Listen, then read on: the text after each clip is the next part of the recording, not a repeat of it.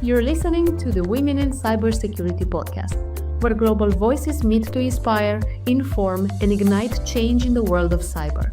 Hosted by Yuri Diogenes, Alexandra Francu, and myself, Yulia Iancu, we bring you real stories, expert insights, and bold conversations from the front lines of cybersecurity.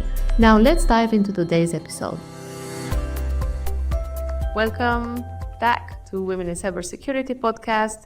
I'm here with my co-hosts, Yuri Diogenes, Alexa, and today we are presenting you Alexa Josephs. Hello. Our guest today, and our Alexa, will tell you more about her. Yes, hello everyone. So we have a special guest today, Alexa Josephs. I'm gonna go ahead and present a brief intro of our guest, and then we will dive into today's episode. So, Alexa is a cybersecurity communication and PR expert based in Bucharest, Romania. Her journey began in the arts and psychology, where she developed a deep understanding of human behavior and influence. This foundation led her into media and advertising and eventually into the world of cybersecurity, where she now bridges the gap between technical domains and public awareness. Alexa currently serves as an expert in cybersecurity policy and strategy at the Romanian National Cybersecurity Directorate and is also the co-founder of HiveHack, a platform likely focused on ethical hacking and cyber awareness. So welcome to today's episode, Alexa. Thank you for having me. Hello. I'm gonna kick off the questions. Thank you for joining us today, Alexa. And I want to go back to the beginning and understand a little bit how you started your journey in cybersecurity. Wow. Okay. So it happened like a long time ago, I could say. So I was around 5 years old when I started drawing or painting on the walls, and my mom said, "Okay, you have to be an artist, so I'm going to take you and put you in the art school." And I felt like I really liked it, but I felt like I was the technical one between my colleagues. Usually I used like mathematics and things like that to paint better, or, I studied a lot and I felt different, but I continued. And after finishing high school, the High School of Arts in Bucharest, after finishing high school, I realized I don't want to do arts anymore. I am a creative person, but I like doing technical things. So at first I was really confused, like, what should I do next? And I said, okay, you know what? I have to choose something that is quite in between, like study about the human nature. So that's a science, okay, let's say psychology, but use my creative part, my creative mind. And yes, I wanted to study psychology. After psychology, I said, you know what, I want a master's in communication, because maybe I can use my words better. I can learn how to express myself better. And also I had the psychology background, and it really helped me in advertising, in marketing, in media. And it was great. Then this is how it all began. Then I met my husband, Matei, and he is so passionate about cybersecurity. And at first, it was really hard for me to understand what he was talking about. It was like something completely new for me, but he was so passionate. And one day I decided maybe I should learn something so we could both talk about it, because he was researching a lot and I felt like he wanted to share with me. And I started learning, and one day he was telling me about something, or I don't know, like maybe about ransomware attacks and things like that. And I said, I know what you're talking about. Is that? And then we started talking, and he was amazed. He was so happy. And he kept pushing me. He said, we need people like you in cybersecurity, because we are the technical ones. We don't know how to express ourselves, so we need you in cybersecurity. And this is how I started my journey in cybersecurity, actually. Yeah. No, awesome, fantastic. Very interesting. Maybe a bit of an inside information for the audience. The way myself and Yulia actually managed to meet you in person was at Cybersecurity Festival, a festival meant to create a bit more awareness about the cybersecurity field, especially to young generations that are trying to find their path moving forward. And that's when we met Alexa and her husband, who are both very, very passionate about this cybersecurity field. I am very curious to understand how you develop this way of managing to translate very deep, technical, complex field topics like cybersecurity to perhaps less technical audiences. This is the challenge, because even at the National Directorate of Cybersecurity, I have a role in communication. So I need to take a really technical vocabulary and make it easy for the citizens to understand, easy for them to digest. So it was really hard. It is a challenge, definitely, but you have to be creative. So, for example, when we want to teach people about a specific word, for example, we want to teach them about vishing or phishing, and we want them to understand the concept behind it, we are trying to make a post or maybe create a game, okay? We post on social media a game. For example, gamification is the answer. For example, we said, okay, we want to teach people about vishing. We have to show them an actual call, vishing call. So we registered. We have a recording of a vishing attack, and we share that on social media. And we ask people, can you tell us in the comments, in the comment section, if you saw that something was not right or wrong, or have you spot the techniques that the attackers use and things like that? And people actually learn about the concept by playing a game, pretty much. For them, it is really rewarding, and for them is really satisfying because they understand the new word. And also after they comment in the comment section, we congratulate them. We are like, congratulations, that's the right answer, that's really good, and things like that. So we are trying to make everything as creative as possible and as a game, pretty much. Yeah, gamification is the answer. We are using it a lot, even though we are a public institution, Yeah, educational aspect. And just one observation for what Alex has said. The Cyberfest was in Romania, for the listeners that don't know about the Cyberfest. So y'all met in Constanța. Where was the place? Yes, Constanța. Yeah, you nailed it. But perfect. Yes.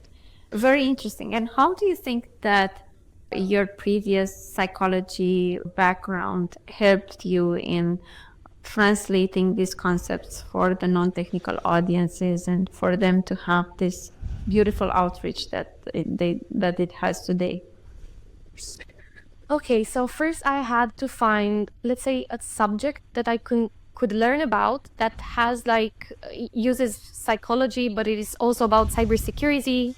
And my husband said, I think you can do social engineering.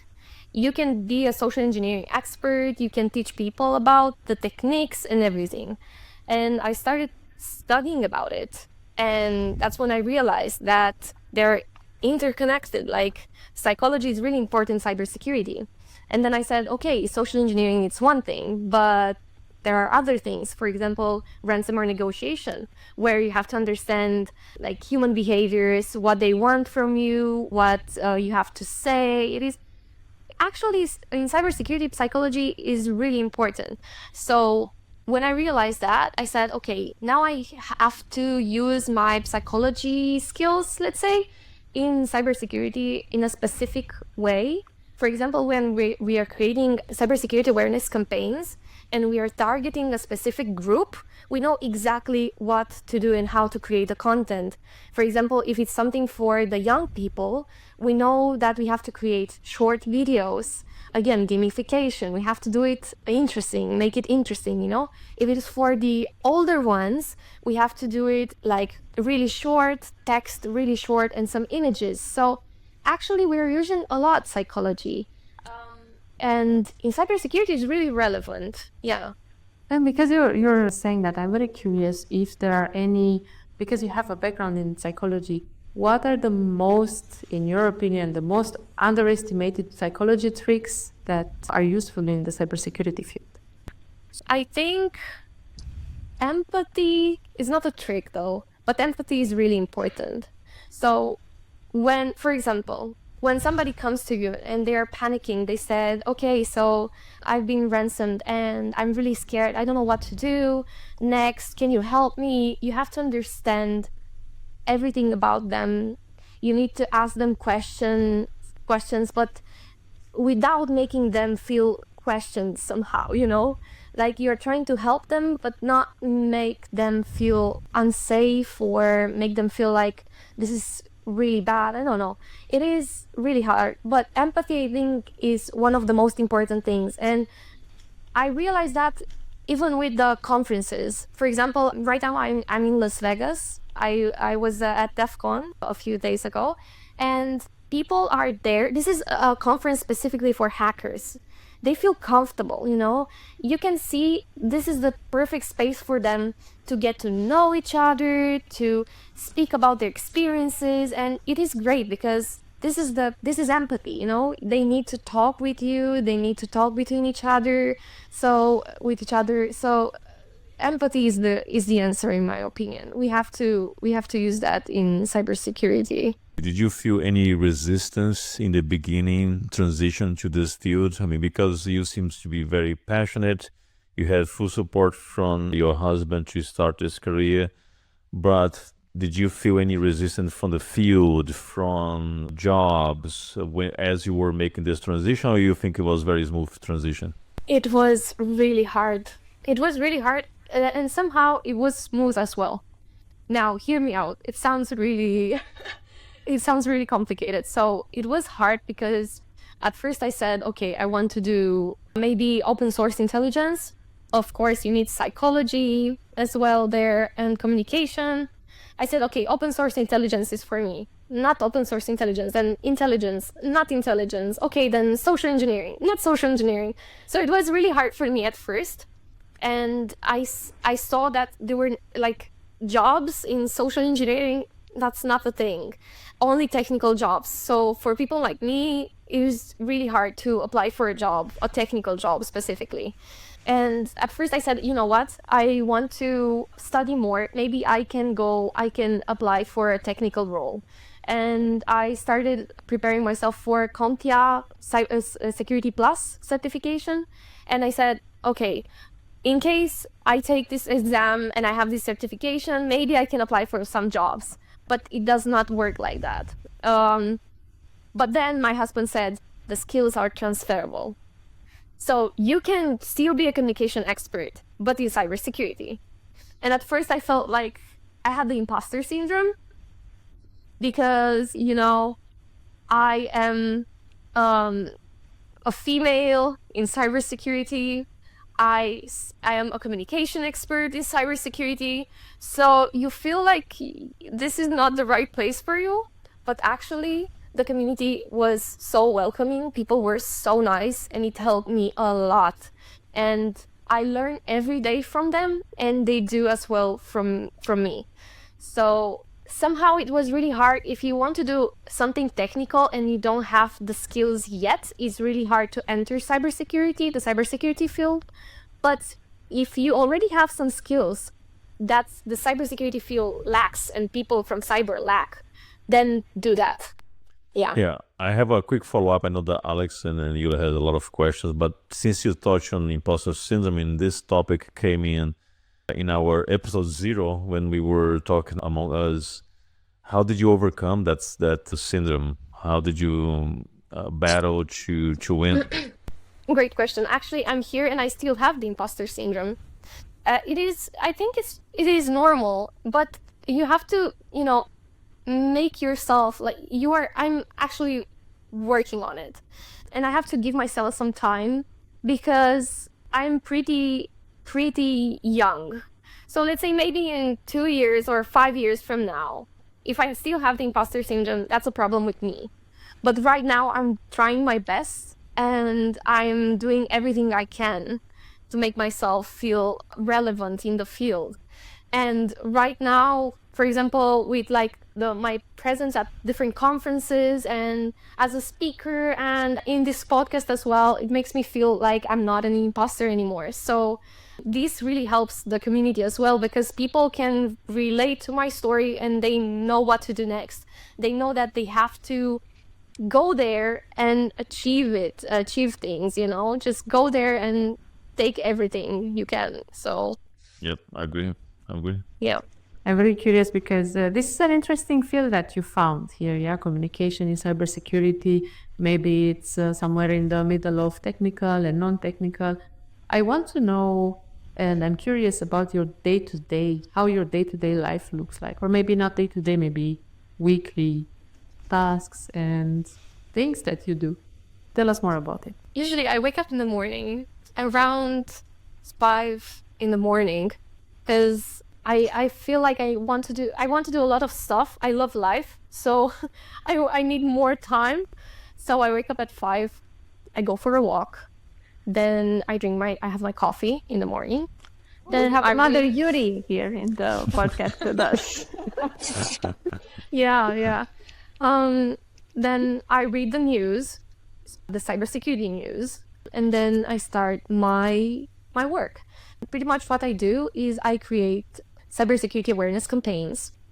I go to different events. I'm part of different panels. I go and give different interviews at TV stations or radio stations. My role is really dynamic. Like, I have to do a lot of things. You never know what you're going to do the next day. And that's perfect for me because I am creative. I love the dynamic things. I love to do stuff.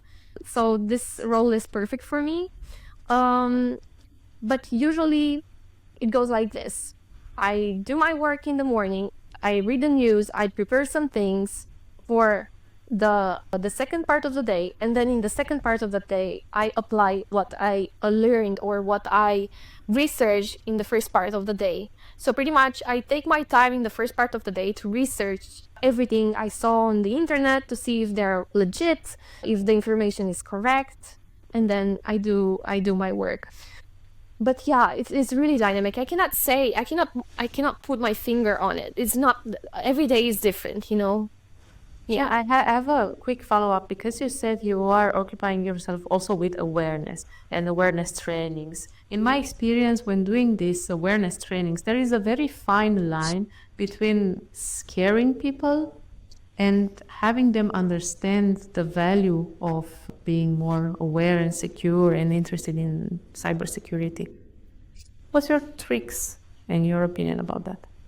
Okay, so I believe that when you are preparing a training, cybersecurity awareness training, gamification is the answer again. Why? Because people want things to be fun. This is how they remember, So for example, I am building different types of exercises. For example, I had a few months ago, I had a training on incident response and how important the communication part in incident response is. And they were like, oh no, actually we have a communication team. And I said, no, this training is for me to show you that communication is really important in incident response. So we simulated somehow I gave them some situations. For example, you have a company and then one of your employees records a video and posts it on TikTok. And then in the back of the video, you could see that on one of the computers, there is a blue screen and there is a ransomware attack, but only on one of the computers. And that video, it is on social media, and people take that video and they repost it, and everything goes crazy. This is like image crisis. What is it exactly? So I'm trying to tell them that this is a specific situation where communication has to be part from the incident response team. And when I'm simulating this kind of situations, I'm making it as fun as possible for them.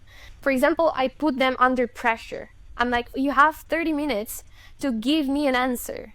You have to act like you are the spokesperson of the company.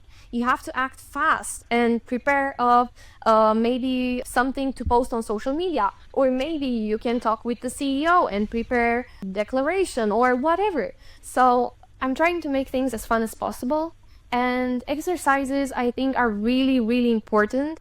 People learn more from exercises than from basic trainings where they have to look at some slides and somebody's presenting something that they already know, or maybe they can ask ChatGPT to tell them. So make it fun. We have to make it fun. I have a question related to your ambition in tackling this field of cybersecurity. What would you say that your current mission is? Oh, wow, that's such a hard question. My current mission is to show people that even though they did something before, they can change everything, like if they really want to. Because my story is, I was an artist. How am I in cybersecurity now? This is so confusing for me, and I'm pretty sure for some, this sounds really crazy. But just imagine, maybe some people are artists and they want to be doctors. If you really want something, you have to achieve it, and you have to believe in your capabilities, in you. So right now, what I do is I believe in myself, and I believe in what I'm capable of, and I know I can make something, and I can do and be someone in cybersecurity if I really want to. And I want to show people that it is an accessible field. Even though it sounds like cybersecurity is only for technical people, it is not only for technical people. So it covers so many things. You can find your place in cybersecurity. Your area is very interesting because of your background in psychology, and one of the major threats that we have nowadays is really it deals with the human behavior because of the deep fakes, because of the amount of misinformation, disinformation. And what do you do to educate people at the same time that you eliminate bias? Because many times we use our own bias to filter what is true or not, what is appropriate or not. So do you have any technique that you use to kind of eliminate bias as you go through this exercise? Well, you will never eliminate bias. That's mitigate. Let's say mitigate then. Mitigate somehow. It is in our human nature to be like, I don't know if I want to take this information as it is, or I really believe in this, and you strongly believe, and it's really hard to change your mind. This is normal. But what we have to do is to show them the other side, to show them that there is one more option, or to show them that this is not the right answer. But they have to choose if they want to choose one way or the other. So it is not our job to change minds. Our job is to teach people, but not to change their minds, literally, because that's impossible. That's pretty much manipulation somehow. We just have to show them this is the red pill, this is the blue pill. Now it's your time to choose, But what we do is to create some really good content. So really, some content that is really easy for them to digest. For example, we had a case where the image of a really important person from Romania was used, of course, for deepfake. And that image and that deepfake was used on a page, on a website that sold something that was not a real product. But people saw the face of that person, and they believed the product was good. Is it their fault? Not really, because they believed in that person specifically. They saw that face and they felt like it was safe. Our job is to show them how can you make the difference between a deep fake and a real image, not to tell them, don't go there, don't click, Because sometimes you learn better from your mistakes. If we keep telling them, like, don't click there, don't do that, they won't learn anything. They have to pretty much experience on their own skin. But this is not the ideal situation. Of course, we want people to feel safe and not for them to click or on different links or lose their money. But in most of the times, people learn from their mistakes. Yeah. this is an amazing example. And I think that I speak as a mom now. I think that even with kids, this approach of showing them the options and to spot the differences makes a huge difference than telling them, do not touch this button, right? So it doesn't differ much than the adult biases or the way we're wired to react in some ways that other people are trying to teach us, right? Exactly. This is a perfect segue that you just mentioned, the red pill and the blue pill.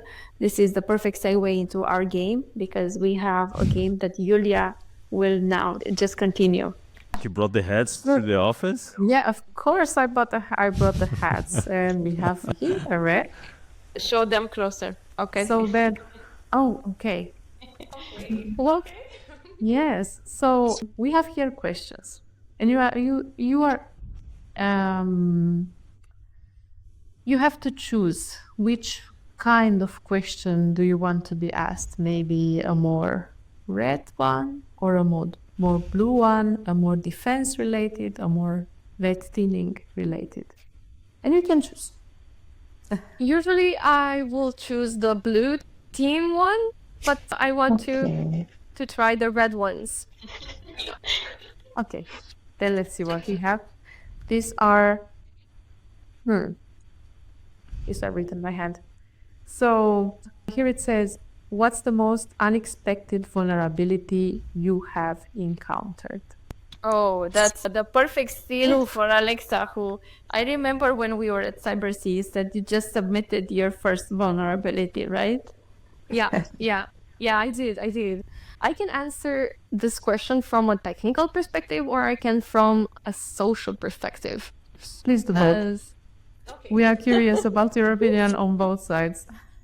Okay, so a vulnerability, I could say a social one, is that people don't trust the public institutions. That is really, really important. So the lack of trust. And that's something that we have to work on globally speaking, okay? So internationally speaking, we all have to work and make things better. People don't trust the public institutions anymore. And I'm pretty sure most of the problems most of the things that happen, most of the crises, like cybersecurity crisis, happen because people are not educated in the cybersecurity field, which is completely normal because we don't want all the citizens to be cybersecurity experts. But I think we have to build a relationship with the citizens and make them feel safe and know them that we are trustworthy. So that's from a social aspect. I think this is one of the biggest vulnerabilities. They don't trust the public institutions, so when the public institutions come and they say there's a problem, protect yourself, they won't believe us. So that's one thing. Just to open up parentheses here, the public has their own reasons to not trust public institutions. Talking about US, for example, we are extremely skeptical. When the government says do this, we're like, we better not. Yeah. I'm not sure if in Romania is like this, but here we don't trust the government.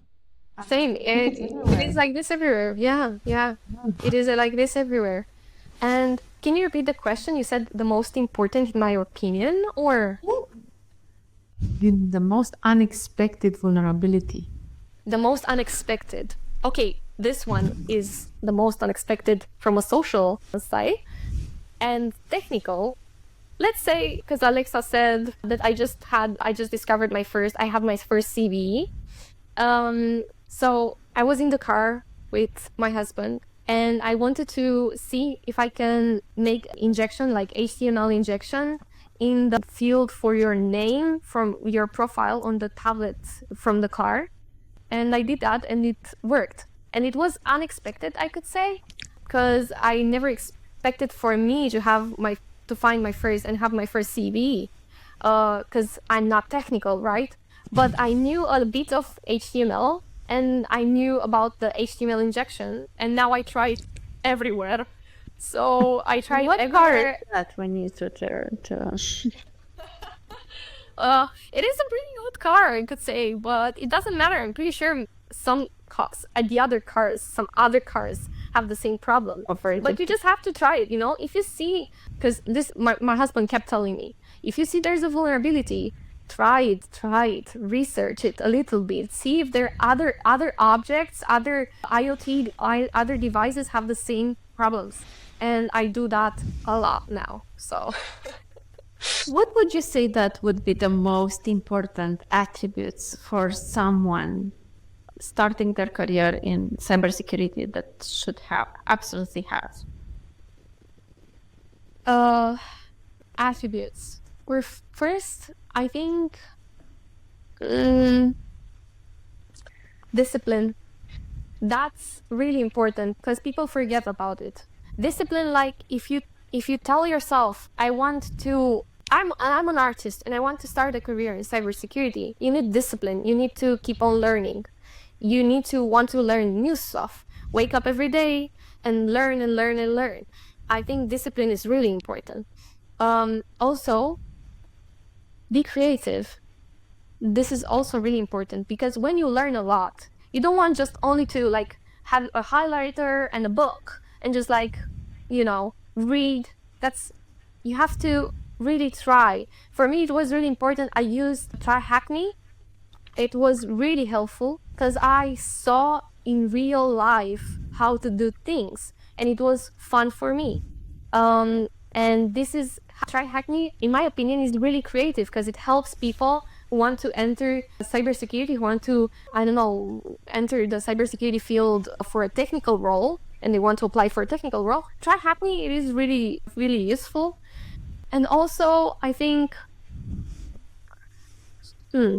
discipline, creativity, to be creative, and to trust the community. I don't know if that's maybe an ability or like a skill, or I don't know exactly, but you need to put yourself in cybersecurity context. So for me, it was really important to be part of different conferences, activities, panels, and things like that. Because when you're surrounded, because when you're surrounded by technical people and people that are already in cybersecurity, you will learn a lot more than just by, having a book and reading a few pages from the book. You won't understand anything, or just watching the YouTube video, I feel like you learn a lot from this context. For me, it was really important. Last year, I was at DEF CON as well, and I was surrounded by 30,000 people that work in cybersecurity. And believe me, it was really important. I really wanted to talk to all of them, but that's impossible. But I took myself and I put myself in different situations. For example, there was like a village, women in cyber security and privacy village, and it was really nice for me because I had the opportunity to talk with women that work in cybersecurity, and it was really motivational for me. And then there was a village for physical penetration testing or lockpicking, and I saw that cybersecurity can be also for the physical things, like for you to know how to enter different buildings or like open locks and things like that. So it was really, really cool for me. You learn a lot from being in this context. Is that a skill? Is that I don't know exactly, but I think that's really important to mention. Yeah, it's part of a community. I think community is important. It's important to include yourself in different communities. It starts to create that sense of belong, and you learn a lot just by talking to people. I fully agree with you on that. But now that you kind of create your foundation, that you feel that you belong, that you've been very active, what's really next for you in terms of your career? Okay, so right now I work with the Maritime University from Constanța. We help them a lot. They have different projects and we go there and we teach and we have different activities with the students, and they gave us this opportunity for me and my husband to go to Utah Tech University in America and teach there for a few months. And that's when it kicked. I realized I want to do cybersecurity in the future, but I want to educate people. I want to teach. I want to create cybersecurity awareness campaigns, but maybe with students. I want to teach students maybe the foundations of cybersecurity, social engineering, maybe open source intelligence. I want to use my skills and the things that I have learned, but show them and teach the students, because if I can do it, I'm pretty sure they can do it as well. So this is an opportunity. This is what I want to do in the future. I want to go there for a few months, and then when I come back, I want to bring all my knowledge and all my experience in Romania and create a really, really cool environment for the students at the Maritime University and teach there. And probably my husband will do that with me as well. So I think this is a really cool thing, because we learned everything, and not really everything, because you learn every day, and when you learn, you realize how much you have to learn and how many things you don't know actually. But we know some things, and now we want to share these things with the students, because we are young, and this energy, we want to share this energy with the students, because if they enter the cybersecurity field and it's just a wall, they won't be really excited. They go to work and they're not really excited about their role and their activities. But if we show them, like, look, you can do fun stuff, this can be really fun, pretty sure cybersecurity field will change completely, at least in Romania. So yeah, I think I want to teach in the future. I want to be a teacher, university teacher. Nice. Yeah. That's very Very cool. cool. Congratulations on that. Yeah. I have a question about, like, let's imagine if you could put an information in everyone's thought, what would it be that would make them more secure in today's world? Taking in consideration the AI risk, the cybersecurity risk that are happening right now. Okay. I have to think about it a little bit, because it is a really, really hard question to answer. I think don't forget that it is normal for you to be vulnerable, because the internet is so wide, it is so big, and you don't know what to expect from the internet. But sometimes taking a few steps back, a few seconds before you act, can change everything. And you can apply this in your everyday life, not only for your when we're talking about your digital presence, about your digital you. In your everyday life, just take a few steps back and just take your time before you act. This is really important. And right now we are creating some campaigns exactly about that. Like, take 3 steps back, or take 3 seconds, breathe before you act. And this can change everything.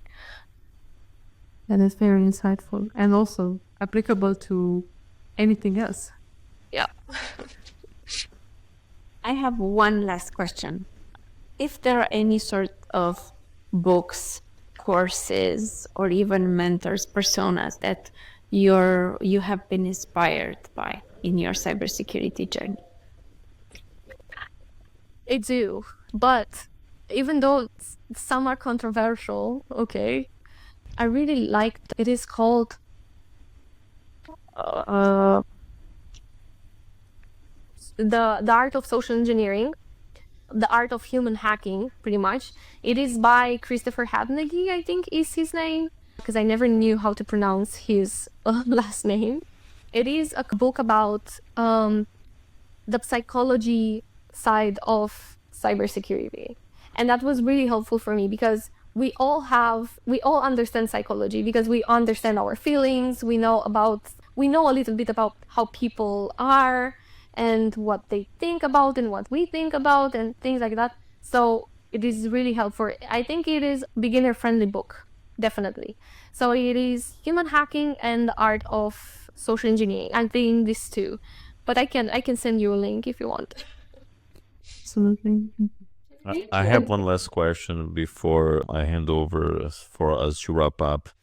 Since you want to be a full-time university professor, which I fully admire, as I'm also one, and I love this career as a professor. I've been teaching for the past 10 years. But one thing that is also important to realize is that nowadays it's getting hard and hard for the new generation to establish themselves in the market. The level of competitiveness is very high, and AI is changing the game for the entry-level jobs because there is a lot of entry-level jobs that can be done by AI agents and everything. So what is your vision in regards to that? What do you think these professionals that are starting their career have to do to be one step ahead when dealing with those challenges? Even though AI, it is really helpful, and I'm pretty sure most of the companies would prefer to use AI because it's cheaper than to employ and have an employee, employ someone. I think we have to understand that we can use AI to learn. We can use AI to create some automations, maybe, because I use it a lot and I create some automations for my everyday work. And they don't be discouraged by it. Even for a professor, I know some of the students come to you and are like, I don't like it because I have applied for hundreds, thousands of jobs, and I have applied and I haven't received an answer yet for any of them. Yes, it is frustrating, but what they need to know is if you have some certificates, if you keep on learning, people will see that, and they would definitely prefer an expert than an AI, because an expert would know how to react in different situations, in different cases. In case of a crisis, I think an expert would react way better than an AI, because AI still has some problems like the hallucinations and things like that. I really believe that they better use AI to learn and then apply, or for a role use you need a certificate, and I'm pretty sure you can get employed. Some have many certificates and they're still not employed. Yes, right now the field has this problem. Maybe there are too many roles, but too many people that want to enter cybersecurity. I don't know. It is a case where I don't know exactly how to answer to this, because it is a sensitive subject. It is definitely a challenge, and I think that I agree with you that there are space. And I will just add to your answer that soft skills is really what's going to differentiate us from AI. So make sure that you are capitalizing on your soft skills, because at the end of the day, there are things that we humans can do that AI cannot when it comes to soft skills. So that will be my addition to that. Mm-hmm. Yeah.